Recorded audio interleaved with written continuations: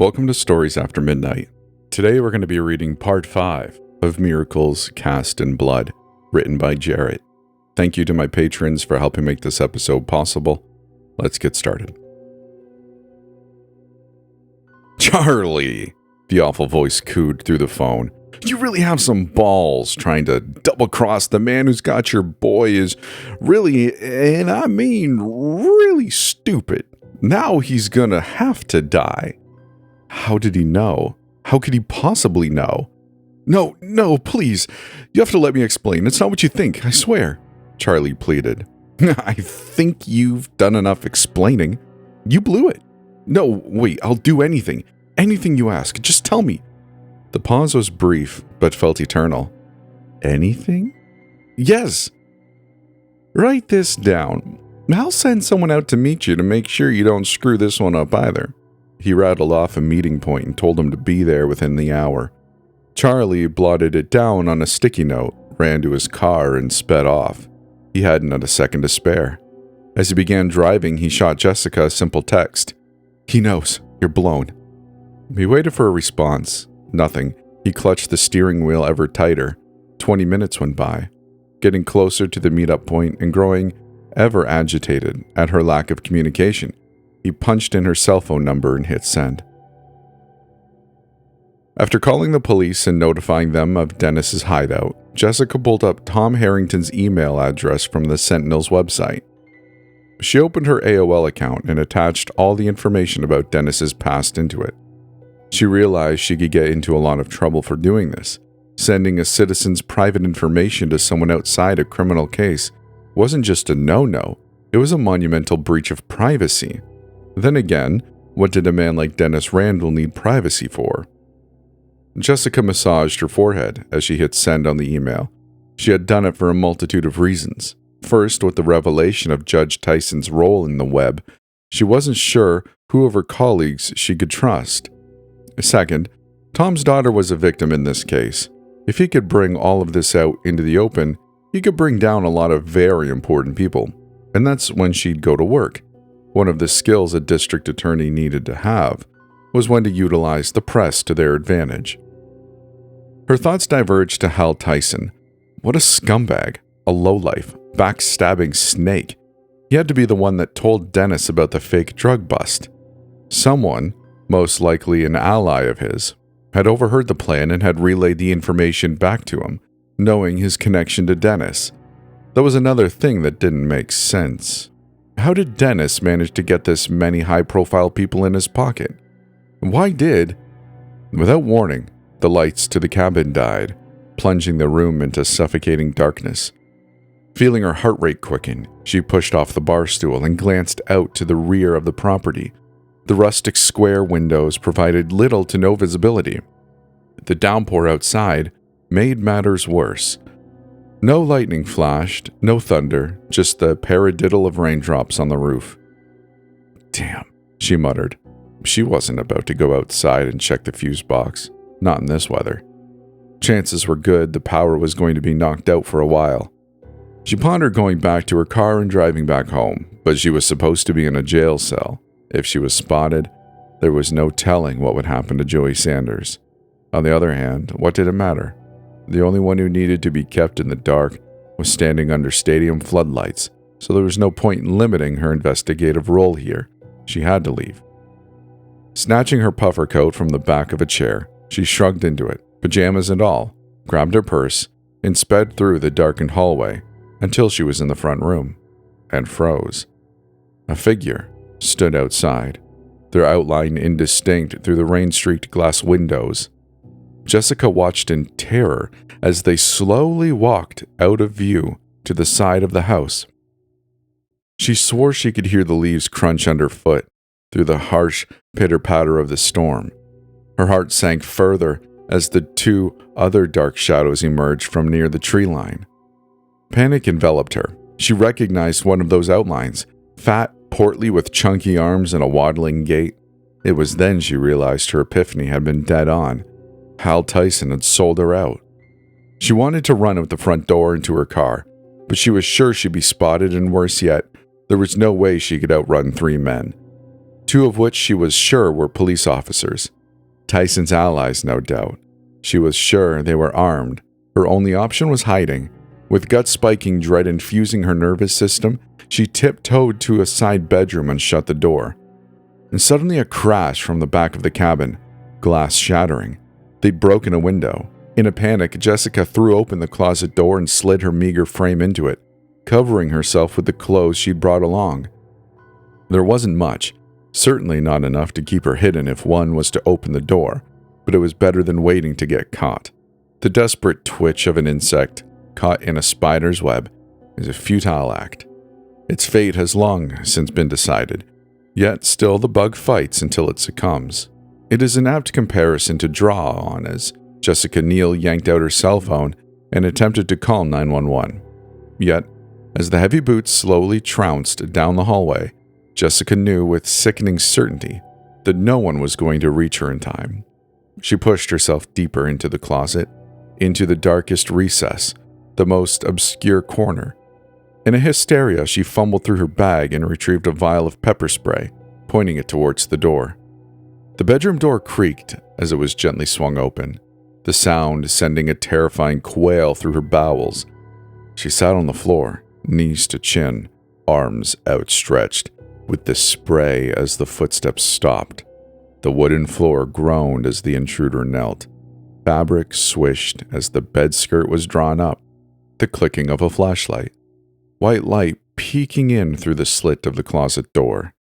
Then, like an alarm going off in the middle of the night, Jessica's cell phone screen lit up and her ringtone began to blare at full blast. Panicking, she accidentally dropped the pepper spray on the floor as she silenced the call. She didn't see who the caller was, but the sound was enough. The footsteps shuffled over. The closet door was slid open violently, the frame slamming against the opposite wall. Jessica Neal screamed as a huge man dressed in all black retched her out of the closet. "Go on," the bearded therapist in the passenger seat said as he snapped Charlie's cell phone in half and discarded the plastic out the window. "Let's get this done." Charlie quavered in the driver's seat, his all-black getup making him sweaty and uncomfortable. He looked out the driver's side window to the darkened exterior of the Harrington household. No lights on inside, and no porch lights on outside. Damn, he wished she would have answered his call. Where was she? He couldn't go through with this. "What are you waiting for?" Lloyd nudged Charlie again, the moonlight gleaming off the polished black steel of the pistol resting in his lap. The sight made Charlie's mouth run dry. After slipping on a pair of latex gloves and a balaclava, Charlie opened the SUV's door and stepped out onto the street, shut it behind him, and strolled across nonchalantly. Charlie gingerly stepped onto the front porch and crouched down near one of the front windows alongside the door. He'd been a troublemaker most of his adolescent life, spending more time inside a juvenile jail cell than at home. In those days, Charlie hadn't cared much about tact or stealth. He'd only wanted the goods inside. Burglarizing a house was no easy thing and could turn ugly real quick if done with reckless abandon. Breaking a window was out of the question, but luckily he wouldn't have to. Lloyd had handed Charlie a house key which Dennis had snatched off Lizzie when he'd abducted her. The only hiccup would be if Tom or Marjorie had changed out their locks, which would be the smart thing to do after their daughter getting kidnapped. But first he had to check for an alarm system. That was really important, because if they had a motion detector nestled in the corner of the ceiling, he'd be toast before he stepped through the door. So he fished a flashlight out of his coat pocket, a heavy-duty police model, and twisted the handle. White light fired out from the end as Charlie inspected the front windows. Odds were good that if they had window alarms, they had motion detectors as well.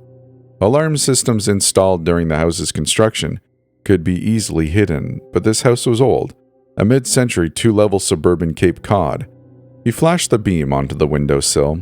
The drawn curtains would obscure some of the light, and checked for any magnetic contact switches. Finding none, he crawled over to the other window and checked again. Nothing. Good. He flashed a light inside the window and peered through the glass and into the living room. Scanned up the wall and checked the top corner for a motion sensor, and also nothing. He rose to his feet and stepped in front of the door. He looked down and saw a welcome footmat. Sadness shot through his heart. These weren't bad people, didn't deserve any of this. And God, he was a cop, supposed to protect people, not cause them harm.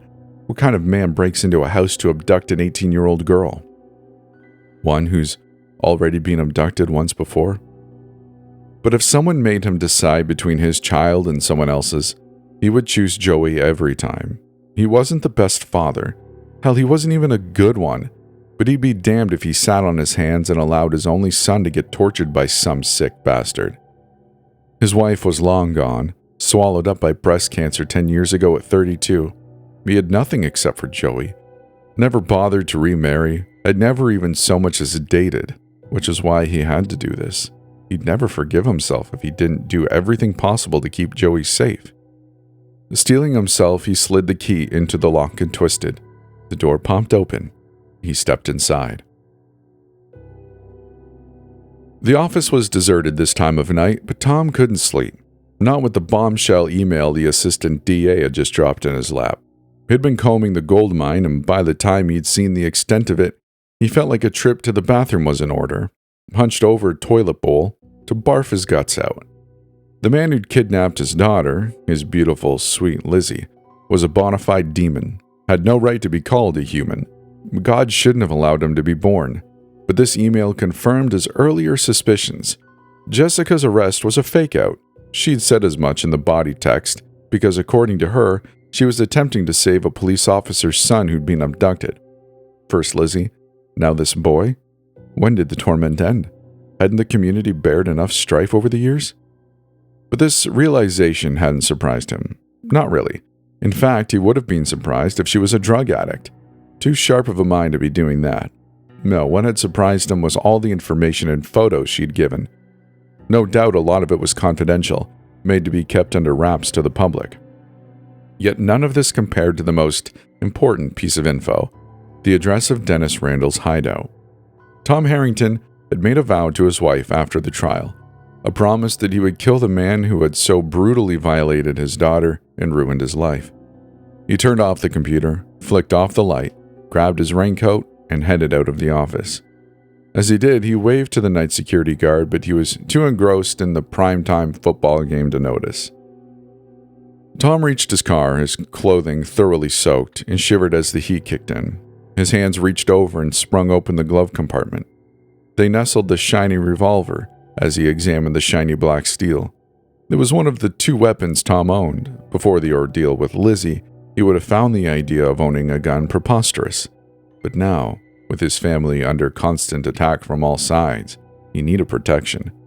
Marjorie and Lizzie needed to be safe, and Tom would see to it that they were never bothered again. Tom put the car in drive and sped down the slick, glistening street. Dennis Randall would get what was coming to him.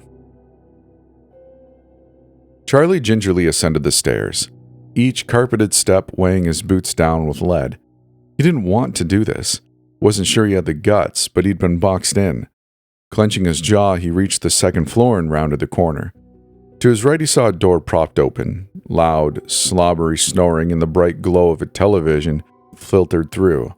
He chanced to peek and saw Marjorie Harrington fast asleep, the covers messy and jumbled. Her silk nightgown bobbed up and down with her deep, rhythmic breathing. The QVC salesperson on the TV was selling some newfangled grill, but his voice jumped a few octaves, causing Marjorie to stir. For a fleeting moment, Charlie was sure the woman was going to awaken, but she tossed and turned, further crumpling her bedding before settling back down in a new position. He let out a breath he hadn't realized he'd been holding. Continuing down the dark hall at a snail's pace, he poked his head into a door on his left and saw his target. Lizzie Harrington lay flat on her stomach in the far right corner of the room, her sheets just as messy as her mother's. Pushing the door open, the unoiled hinges cried out. Charlie froze in the doorway as the girl adjusted her position. Again, he was sure she'd been yanked from slumber, but no, she didn't stir afterwards. Swallowing the lump in his throat, he walked across the carpeted bedroom, did it in less than 5 steps, and stood over the young girl as she slept.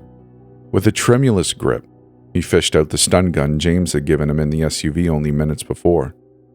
His entire body rocked as he slowly straightened his arm out towards Lizzie. He lowered the taser, pointing the 2 electric prods at her neck. His hand levitated there, unable to take the final plunge downwards. Suddenly the girl stirred, as if sensing his presence above her. Some primal, animalistic part of her brain registered that she was not alone, and her eyes shot open, wide and scanning. The pupils widened to their tensile limits as they rested on Charlie. Her mouth contorted into a look of abject terror. Before she had a chance to scream, he jabbed the stun gun into the smooth flesh of her neck and pressed the button. A blue bolt shot out from the 2 prods and onto Lizzie's body. The shock jolted her and the gun made a loud zap sound. Choking gasps rang from her as drool flowed from her open mouth. Her body twitched and spasmed on the bed as the smell of urine invaded his nostrils. Another zap.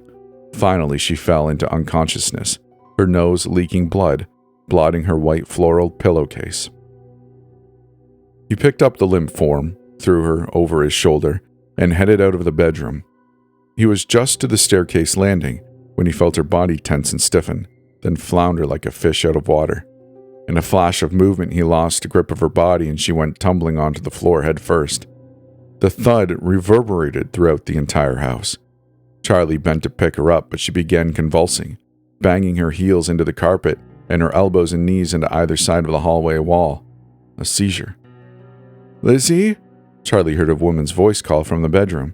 Sheets rustled and the floor creaked as footsteps sounded. Hurried and full of apprehension. He froze. What was he going to do? He couldn't just stand here, and he couldn't hide either, because when she inevitably came to, she'd tell her mother all about the man who'd shocked her. No, had to take a more direct approach. He stepped over Lizzie's thrashing form and caught Marjorie just as she was clearing the doorway. A loud gasp escaped her lips as Charlie raised the stun gun and jabbed it into her throat. The same blue bolt erupted from the prods, and she collapsed to the floor. Her eyes remained open as they stared up at Charlie. Her lips attempted to speak, but no words broke through. "I'm sorry," he said, sorrow drowning his vocal cords. "Please forgive me." Then he bent over and tased her again. Marjorie tried to move her limbs, but failed. A tear leaked from her eyelid as she tried to breathe, but even that felt impossible. Her vision was blurry and her mind raced. Again it was happening. Again. Lizzie needed protecting and she'd failed her. No, Marjorie couldn't let those evil men take her again. She had to stop it. Mustering up every ounce of will, she crawled over to the nightstand, reached up, yanked on the doorknob, and pulled. Instead of opening the drawer as intended, the entire cabinet tilted on its axis and crashed onto the bedroom floor. Picture frames bounced, a glass of water spilled like a tidal wave over her. Didn't matter. She had found what she wanted. A revolver. Tom had bought 2 of them after Lizzie's first abduction, and they both promised each other that they would never let it happen again. Her fingers grasped the leather holster and pulled on the gun's wooden handle. The short, snub-nosed revolver glistened from the light beaming off the television. She heard Lizzie convulsing out in the hall and heard that man's heavy breathing as he tried to pick her up. Another thump. He must have dropped her. Tapping into some superhuman strength she hadn't known existed. Marjorie crawled on her hands and pushed with her feet as she moved over the nightstand and broke past the threshold of the doorway. Looked out, saw that man in all black hunched over Lizzie. Her arms shaking, she steadied herself using the door, aimed the gun, and screamed, "Stay away from her!" With that, she fired. The hammer snapped down and a bright yellow flash erupted from the muzzle. The shot sounded like a cannon in the enclosed space. The man looked up, just in time to catch a bullet. A dark spray of red exploded from center mass as he careened backwards down the stairs. She heard him howl as he tumbled. She wasn't done yet. Body weak, she rose to a kneeling position and peered over the staircase railing, seeing a dark outline sprawled on the floor. Without saying another word, she posted her arms on the railing for support, aimed the gun again, and emptied the 5 remaining rounds into the man's back. And that's the end of this part. I thought I'd leave it on a little bit of a cliffhanger for you. Hopefully that was satisfactory. Please don't dislike this video and or episode.